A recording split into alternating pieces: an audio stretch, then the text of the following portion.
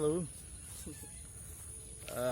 আমরা এখন শ্রীনগরে হাতপাড়া।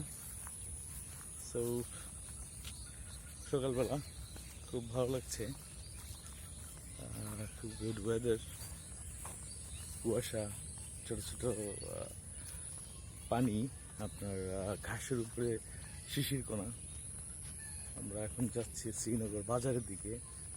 তো আমি আছি এবং আমার সিঙ্গাপুরিয়ান ভাই আছে, হ্যাঁ, রাকিব। তো আমরা রাতের বেলা একটা প্ল্যান করেছি যে আমরা বারবিকিউ অ্যান্ড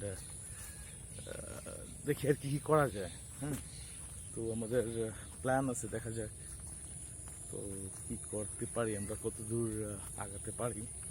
হ্যাঁ, হোপফুলি মজাই হবে। তবে আমরা এবার একটা যেটা প্ল্যান করছি,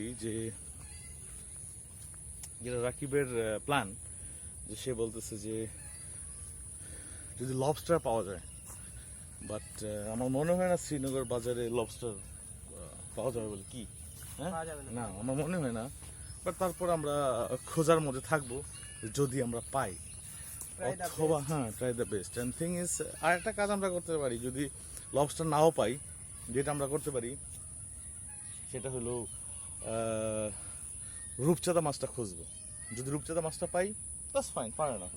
আর যদি রূপচাঁদা না পাই, যেটা রাকিবেরই একটা প্ল্যান, ওর সাথে সাথে বললো যেটা আমরা করতে পারি সেটা হলো আপনার কি বলে এটা, এই তেলাপিয়া। ইয়েস, হ্যাঁ, তেলাপিয়াটা অ্যাভেলেবেল, হোপফুলি আমরা পেয়ে যাব।